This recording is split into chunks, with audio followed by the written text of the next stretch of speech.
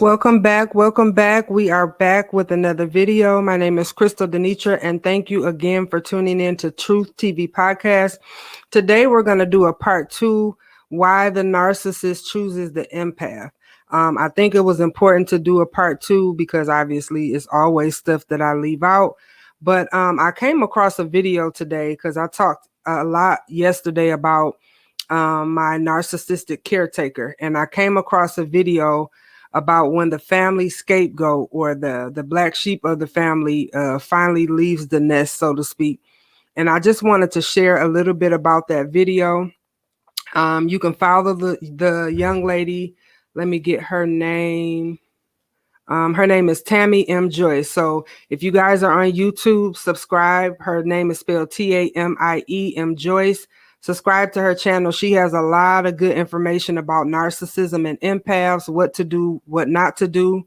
So I always like to start off with definitions. So we know that a narcissist is really just a bad person, a person that's always about self. They don't care about other people's emotions. They don't give sympathy. Empathy is always about them. They don't care about what you're going through. Everything has to revolve around them. And if it doesn't, that causes a problem. An empath is someone that is in tune to other people's emotions. They're sensitive to other people's feelings. They tend to put other people's needs before theirs without any hidden agendas. They're helpers. And I discovered that I was an empath maybe a couple years ago. I knew I always had a gift of discernment. You know, I can walk in the room and read the room very well just by looking at certain people. I can tell if a person likes me, if a person doesn't. And I know from experience, every time I've confronted someone for not liking me, they always try to come up with an excuse, whether it's friends or family, but we can just see straight through the BS. It's nothing that we can't see through. And that really makes a narcissist upset. They don't like the fact that they're being told and found out. But I wanted to focus more on the family dynamic. Like I said, when you come from a narcissistic caretaker, you know, you don't have a choice in the matter. You're kind of born into that situation. But doing the healing work, doing my research, you know, I found that in my 40 years, it's just time to walk away. You know, everybody has a certain family dynamic. You know, sometimes we grew up in a lot of different trauma and things happen to us that, you know, we're ashamed to talk about. But that's the reason why I started this platform. Like I said before, if I don't get one person to like a video, I'm doing this self-healing for myself. And eventually someone will come across the video that can actually help it. You know, it took me a long time to come out of my shell and tell my story, but I feel like it's time for me to heal, and I just want total peace. Empaths always attract narcissists because we have a caring nature. You know, narcissistic people kind of abuse their victims based on their caring nature. And I just have a lot of experience with narcissistic people. You know, they come to me with their problems. They want me to be their fixer. But as I stated in the other videos, it's not our responsibility to fix anyone. They have to be able to want to do the work. They have to be able to want therapy. And they have to be able to accept God in their life to be able to do the work. It's not my problem. So I just really have to get the I don't care attitude and just be nonchalant just as they are. You know, it's almost kind of like you have to step in their shoes and get their attitude as well, because if you don't, you're going to live a life full of regret. You're going to live a life full of hatred and anger, and I don't want to be that person. So in order for me to heal, starting this podcast was definitely a way for me to start healing. Like I said, it takes a lot for people to step up and to be courageous enough to tell their stories. But that's what empaths do. We are such truth seekers. We tell the truth, whether it's brutally honest or not. And we want people to do the same. But, you know, people, they lie and they put on fronts and things like that. So I just want to get into this video. And again, shout out to the young lady doing the video. And again, subscribe to her page. Give me 1 second. I'm just pulling it up. All right. So we're going to start the video. Again, her name is Tammy M. Joyce. And under the copyright disclaimer 107, I'm using this for fair use, just for teaching purposes and research. What happens when the family scapegoat finally breaks free and leaves their toxic family of origin for good? That's what I'm covering today. You don't want to miss this. Let's dive in. Hi friends, welcome to my channel. If it's your first time here, my name is Tammy M. Joyce. I'm the founder of Tammy M Coaching, and I run a powerful 8-week transformational coaching program called the Freedom Class, specific to healing and recovery from codependency and narcissistic abuse. If that's of interest to you, be sure to stick around till the end of the video, and I'll tell you how you can learn more about my programs. So let's talk about what happens when the family scapegoat finally breaks free and leaves their toxic family of origin for good. And if you're not sure what I mean by the term family scapegoat, you can learn more by watching this video here and this video here, but only after you finish watching this video here, of course. Now, the bottom line is the theory and very real experience. So just so we're clear, the family scapegoat or a scapegoat is a person basically like the black sheep of the family. The person that is not really like other family members. You have a different light that shines and people can see it. And so because they don't want you to have that light, they'll often try to dim your light with the different tactics that she's going to talk about. Experience of the family scapegoat involves a specific kind of narcissistic abuse in dysfunctional family systems by virtue of the singling out and targeting of one specific member of the family.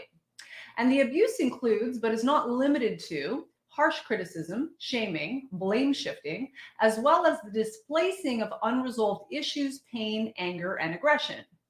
Issues, pain, anger, and aggression, by the way, that have little, if anything at all, to do with the person being scapegoated within the family unit. In a narcissistic family, the family blames the scapegoat for their problems as a means of deflecting attention from the real issues and conflicts that need to be addressed, but continue to go unacknowledged while the family finds relief by targeting the chosen scapegoat. As such, this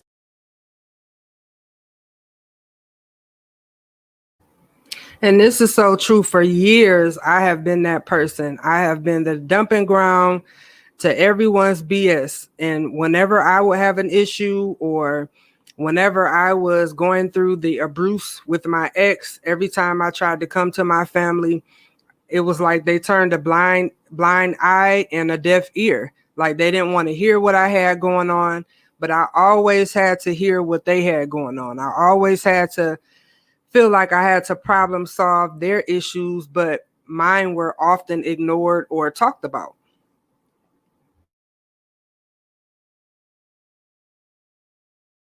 the scapegoat is chronically ridiculed, mocked, and punished even for the shortcomings and mistakes of their abusers, as well as the very real relationship crimes that are being committed by other narcissistic family members. As a result, the abuse that a scapegoat endures often leaves them with serious mental and emotional challenges that can follow them around their entire lives, until, of course, they become ready to do whatever it takes to heal, recover, and take much better care of themselves.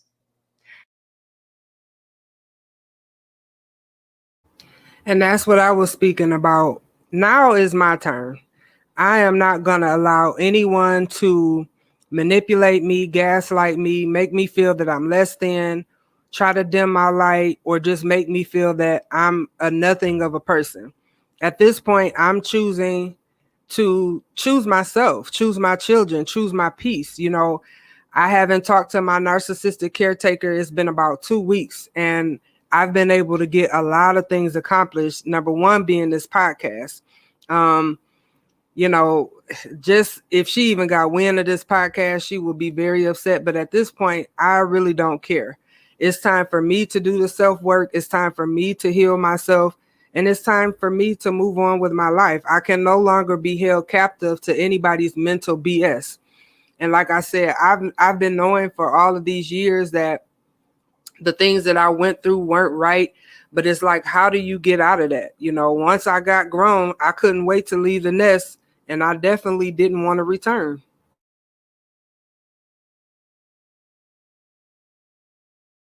And this, of course, raises the question, what would happen if the scapegoat were to sever ties and go no contact with their abusive family of origin? Well, to be darn honest with you, I'm in an excellent position to talk about this, having done so successfully what is now more than a dozen years ago, as well as having coached and empowered many clients over the years to finally muster the strength and the courage necessary to be able to do the same for themselves. And here's what I know for sure. When a scapegoat walks away from their abusive family of origin, no matter how passive and subtle or not so subtle the abuse they've endured may have been, the first thing that is likely to happen is that some members of the family are going to try to manipulate and coerce the scapegoat back into the family fold, or at the very least, back into the chaos of the current fight or ongoing drama. And they'll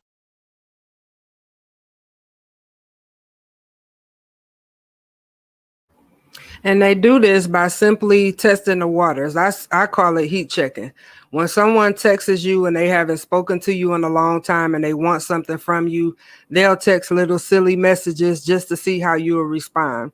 So what I've learned is just to use that no contact rule. Like, don't respond to text messages, don't respond to phone calls, don't respond to emails. Even, they'll use other people. Like, I know my caretaker, because she hadn't heard from me, she called my daughter last week just to check to see what was going on. And that's what people will do. When you're not giving them the attention that they think that they deserve, they will go to different lengths to, you know, see what you're up to. And really, it's none of anybody's business. I'm doing me, so just keep doing you. And they'll do this so they can continue to use the scapegoat as a repository for their own negative emotions, unresolved issues, and all that they carry in terms of their disowned shadow selves. As a consequence, when a scapegoat leaves their family of origin, they're going to experience a lot of gaslighting, invalidation, devaluation, as well as an extra dose of the manufactured chaos and drama. All Now, I want to point out devaluation. That's such a good point to make. I've always felt like I was lesser than. They always made me feel like I was less than. Like, even to be around them, I had to have money or a certain type of status. Even trying to see them, you know what I'm saying? I felt like I always had to be penciled in someone's book. Like, I wasn't important enough to get an appointment, so to speak, just to see a family member, which I think is crazy. Most family members, you can just drop by their house or call them, hey, I'm in the neighborhood, can I stop by? Not with my people, honey. You always had to have some type of appointment to come see them or jump through some hoops. Honey, I'm not doing that no more. Okay? Y'all can do what y'all want to do. I have, nieces and nephews that I haven't seen in years. And it's all because of that smear campaign. It's all because I'm the difference. When they go left, I go right. When they go right, I go left. I've never been the person to do what everybody else does. I've always had my own mind, and that really pisses people off. Let's continue with the video.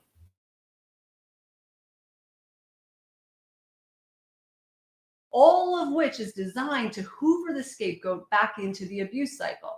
So they remain the primary dumping ground and garbage bin for all the family's negative emotions, unresolved issues, and toxic attitudes and behavior.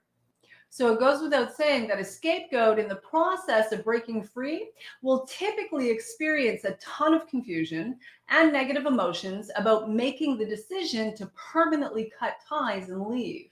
After all, this is their family we're talking about. And this is particularly true when the scapegoat doesn't have a really strong and clear support system around them. People. And for me, this was just so hard to do because the people that, kind of you came up with, you wouldn't expect to have to not be around them. You know what I'm saying? You would expect that you would have support. You would expect that you would have people cheering you on. But narcissistic people, they're always in slight competition with you. You know what I'm saying? They always try to, like I said, dim your light. They have so many mental and emotional issues. They're so emotionally driven to basically mentally harm other people. It's just, it's ridiculous.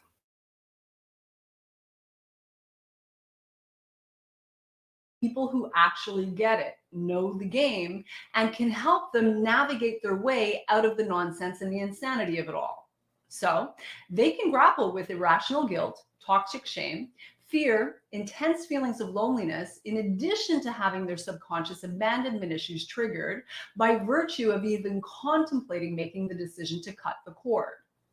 And this is true even though they know they're being abused, and that these people, this family that they love dearly, can't or won't love them back in any real, genuine, consistent, or even remotely healthy way. This leaves the scapegoat facing down the prospect of going it alone in the world, disconnected from any kind of family unit.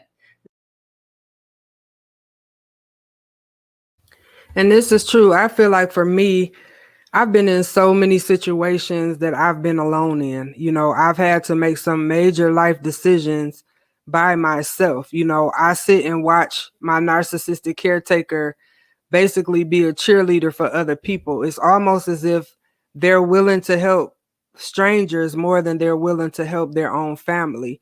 I listen to, the competition. I listen to, well, this person is doing this and this person is doing that, or I help this person. And it's all to basically make you upset. So we just have to remember that, we're going to be in this thing alone. Once we make a conscious decision to walk away and to be healed, because we know that they're not going to be healed, they're not going to like it. So I'm ready for the rejection. I'm ready for whatever comes. I'm ready for all the smoke pretty much, because at this point it's time for me to do the things that I want to do.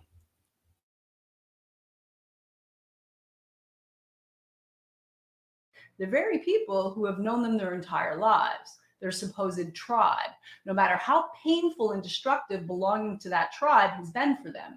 Needless to say, that prospect can be terrifying, even for the strongest of us. Why? Because it triggers our deepest survival instincts, and again, all of our abandonment issues. And for many of us, it also involves doing the deep soul work of healing the orphan archetype.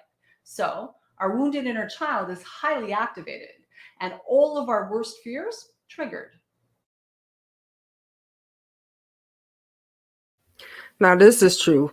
Because I have such a deep traumatic background, the choice to walk away has triggered a lot of abandonment issues. Like I told you guys in previous videos, I lost my father in 2019. He was like my rock. I was daddy's little girl. That was my main man. Anything that I had to talk to him about, he was always there. He never judged me about anything. But other people, on the other hand, they're always judgmental, and just not having a person to, tell everything to anymore without an unbiased opinion. It's kind of hard to do. But again, the work is so necessary. It's necessary for my mental healing, and peace is necessary for my children's. And that's just what I hold on to.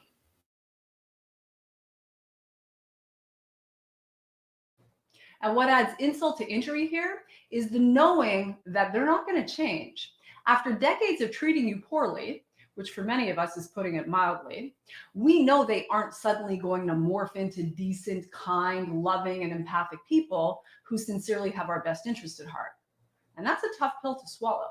So the cognitive dissonance can be extremely painful, to say the least. Then there's the grieving.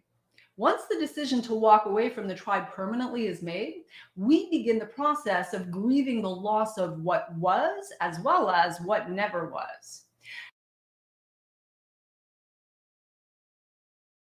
Now, again, this took me some time, but once I realized that, like she said in the video, these people are never going to change. They're going to continue their false narratives, their smear campaign. I really don't give a damn.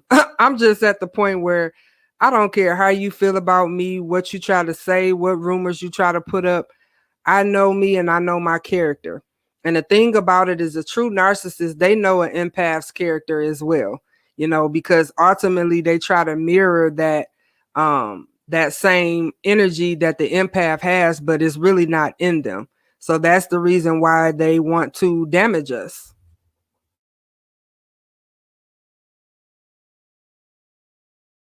And what we have to understand is that we're living through the complex grieving process as we grieve the loss of people who haven't actually passed on, but are walking around the planet alive and well, or in many cases, quite unwell, despite outward appearances. But you get my point. Grieving the loss of people who are still among us, but worse yet, some of which are out there smearing us to smithereens with a highly distorted, if not outright dishonest and completely fabricated narrative in order to cover their own ass, making themselves look like the so-called victim and the scapegoat, the villain, when in reality, the absolute opposite is the truth of the matter. Believe me when I tell you, this adds a whole other dimension to what is already a very difficult and excruciatingly painful grieving process. And friends, we don't get through that overnight. It takes time. And the truth is, it feels absolutely soul destroying while we're going through it. When, in reality, if we do our work and we do it well, what it ultimately is soul liberating. But tell that to your unhealed, wounded inner child when he or she is fully activated and you're on the floor in a fetal position, grieving what at the time feels like epic losses.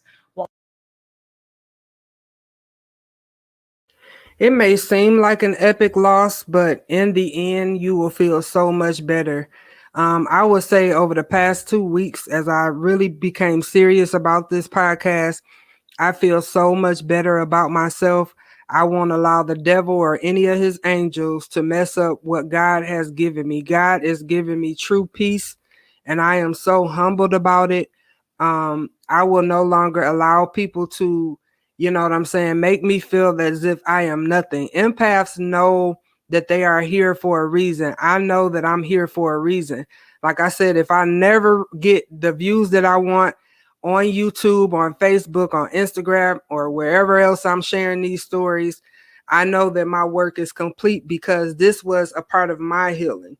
There are many people that go through um, this type of abuse, and you know what I'm saying, there's plenty of outlets, but just knowing how to connect to certain people was important to me. So I felt the need to start this platform because I needed to, get the self-healing. I needed to be honest with myself. And I'm such a truth seeker. I don't like liars. I don't lie to people. I'm very upfront, blunt. I'm a Leo, so I tell the truth by any means. And sometimes people just don't like that. They don't like truth tellers. They don't like truth seekers. Like I told you guys before, if certain people find out about what I'm doing, the projects that I have coming up, they're going to be very upset. But at this point, I don't give a damn. They don't give a damn about me, so I don't give a damn about them.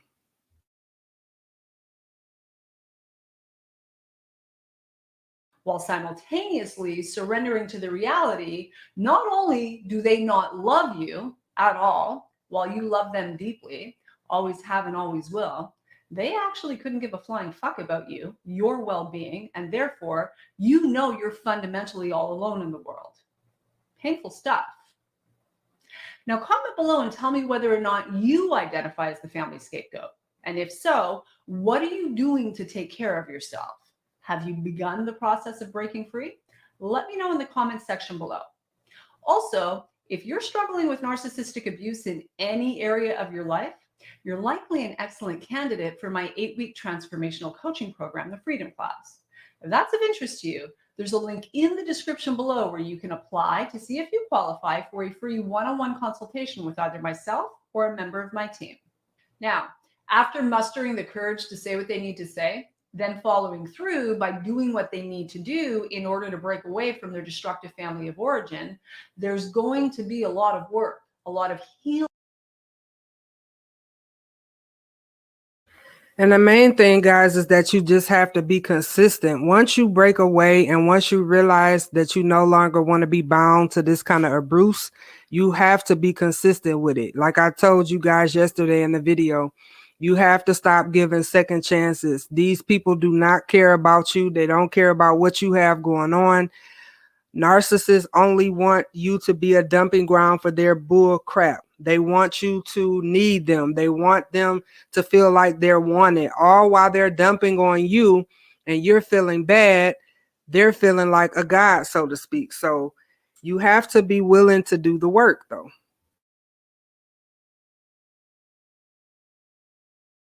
Healing work that needs to be done in order for the scapegoat to have a shot at finally enjoying the happy, healthy, and secure life that they not only deserve, but have probably been aching for their entire lives. So, as I've already alluded to, narcissistic abusers use scapegoats as dumping grounds for their hostility, frustration, and unresolved negative emotions. So, it's very common for scapegoats to grapple with feelings of inadequacy and low self worth.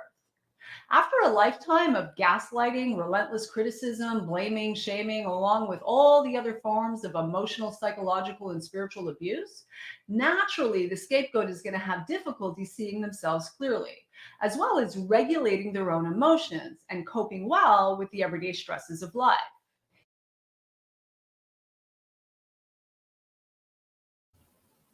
So we're just going to stop the video right here. I don't want this to be a long live. But basically, like I told you guys, I started to do this work because it was necessary for myself. Not only am I in therapy, talking to someone, I thought this was the best way to get my message across and to release the things that I never thought that I would be able to release. So one of the main things that we have to remember as empathic people or just good people, we have to remain non-reactive. You know, don't fight back to the drama. Don't give in to their BS because we're not responsible for their mess. You know, I'm not allowing anybody to take their pain out on me anymore. I'm not a dumping ground. I'm not a garbage can. And that's just what I'm going to keep telling myself. And that's what I'm going to tell them. We have to be brutally honest to a fault. We have to set certain boundaries, you know, and we have to stick to them, because if we don't stick to them, then they're going to use this cycle of abuse over and over and over again. We have to stop telling them what they want to hear. I'm not stroking anyone's ego. Honey, listen, if I have to do all of that, I don't want to be bothered with you. You have to know, they have to know for themselves what their worth is. I'm not telling anyone their worth because no one told me mine. Narcissistic people always use double standards. You know, it's always, well, no, this was a different situation, or, you know, it wasn't like that. It's always like that when it comes to them. But the biggest takeaway is they have a deep fear of abandonment and rejection. Narcissists hate to be rejected by people. They hate to be told no. They hate to be told you can't do something. You know what I'm saying? They have fragile, immature egos. And one of the tactics that I learned is to start exposing their asses in front of other people, because that way they're going to be held responsible for what they do and say, and then they're going to be embarrassed in front of the people that they're in front of. Like I said, narcissistic people always want to compete. They want to mirror what you do. They think they're entitled to special treatment. I know for my caretaker, she thinks that I'm supposed to answer her phone call or text every time she calls. And then she wants me to, you know, she uses this waiting game. If I don't call her or text her back when she wants to, then she's calling and texting me back 2 and 3 hours later. Look, I don't have time for none of that. I'm going to ignore you and I'm going to give you nothing at this point. So again, these are just some of the tips that I learned why narcissistic people always go after empaths. If you guys have any questions about anything, you can email me at truth.tvpodcast@gmail.com. Follow us on Instagram, like this video, share this video, and subscribe. And also subscribe to the young lady whose video we just shared. Until next time, peace, you guys.